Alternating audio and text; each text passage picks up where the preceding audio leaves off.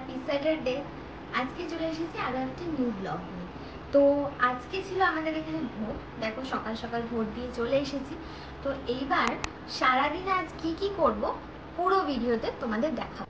তো আজকে নিয়ে এসেছে ইন্দ্র, দেখো ইলিশ মাছ। তো আমি আজকে বানাবো ইলিশ মাছ ভাপা। সেটা করতে খুব একটা বেশি সময় লাগে না। তো আগে আমি ইলিশ মাছগুলোকে একটা বড় জায়গায় নিয়ে এলাম, যাতে এটার মধ্যে নুন আর হলুদটা মাখাতে আমার সুবিধা হয়।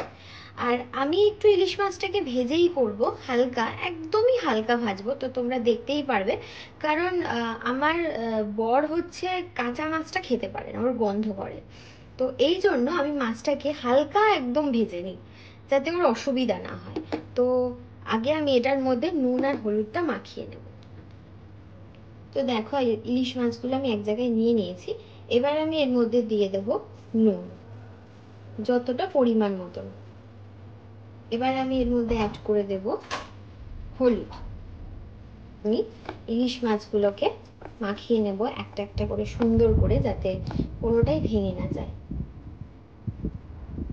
তো দেখো এখানে আমি মাছগুলোকে একদম ভালো করে একটা একটা করে একদম সুন্দর করে নুন আর হলুদটা মাখিয়ে নিয়েছি। তো এবার আমি মাছটাকে হালকা একটু ফ্রাই করে নেব। এবার আমি মাছটাকে হালকা ফ্রাই করে নেব। কড়াই একদম গরম হয়ে গেছে। এবার আমি এর মধ্যে সর্ষের তেলটা অ্যাড করব। তেলটা গরম হয়ে গেছে। এবার আমি তেলের মধ্যে মাছগুলোকে দিয়ে দেবো একটা একটা করে।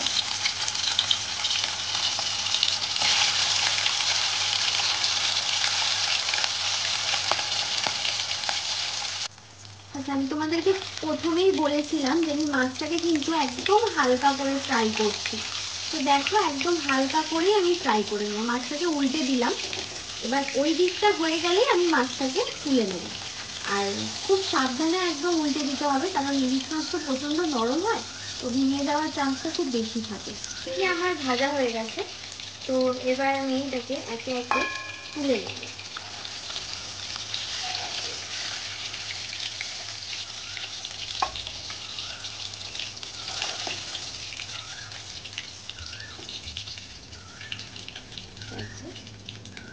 একদম হালকা ফ্রাই করেছি। বাকি মাছগুলোকে আমি উল্টে নেব। এবার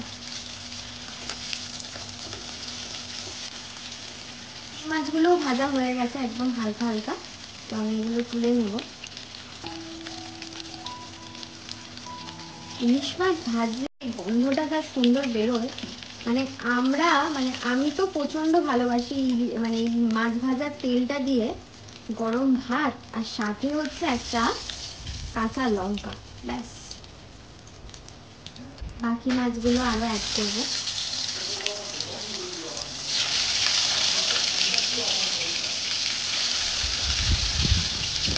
আর একজনের শুরু হয়ে গেছে ওখানে, এসিটা অফ করে রেখেছি বলে শুরু হয়ে গেছে, যে ভাতটা আমার গরম করে দিল। তো এই মাছগুলোকে আমি হালকা ফ্রাই করব। এরপরে যে চারটে হচ্ছে শুধু ইলিশ মাছের ওই মুড়োগুলো রয়েছে, ওগুলোকেও আমি ফ্রাই করে নেবো। ওটা একটু মানে মাথাও মুড়োগুলোও তো সেই একই নরম হয়, ওটাকেও আমি ফ্রাই করে নেবো। তারপরে আমি বাকি প্রসেসটা রেডি করবো। এবার এগুলোকে আমি উল্টে দেবো।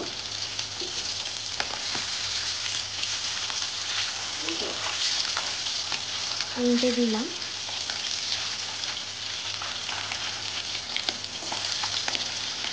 এগুলো ফ্রাই হয়ে গেছে, তুলে নেব। হয়ে গেছে ইলিশ মাছগুলো তো সব ভাজা হয়ে গেছে। এবার বাকি রয়েছে মাছের মাথাগুলো।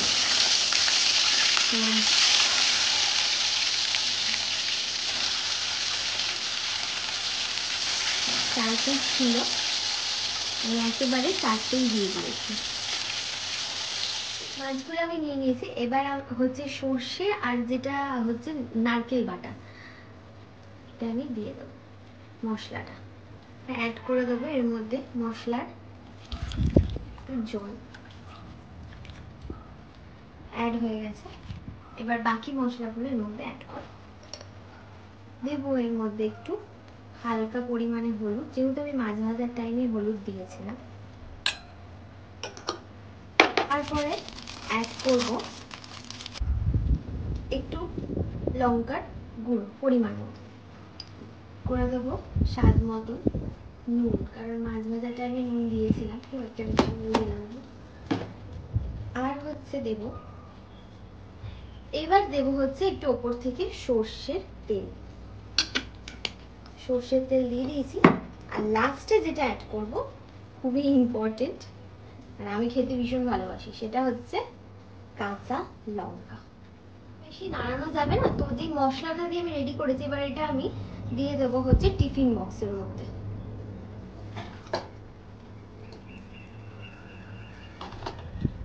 মাছগুলো আমি একে একে টিফিন বক্সে দিয়ে দেবো, মশলাগুলো যাতে একদম এবার মাছগুলোর সাথে মিক্সড হয়ে যায়।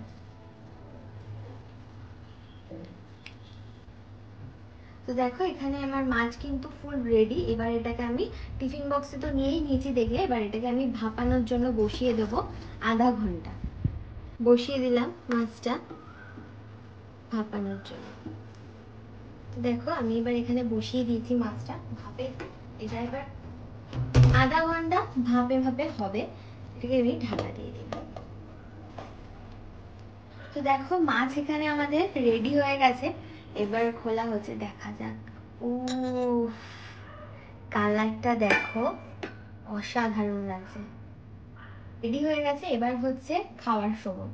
তো আমি এখানে ভাত নিয়ে নিয়েছি, নিয়ে নিলাম ইলিশ মাছ, আর এটা হচ্ছে আমার খুব প্রিয় ইলিশ মাছের তেল ভাজা। ব্যাস কমপ্লিট।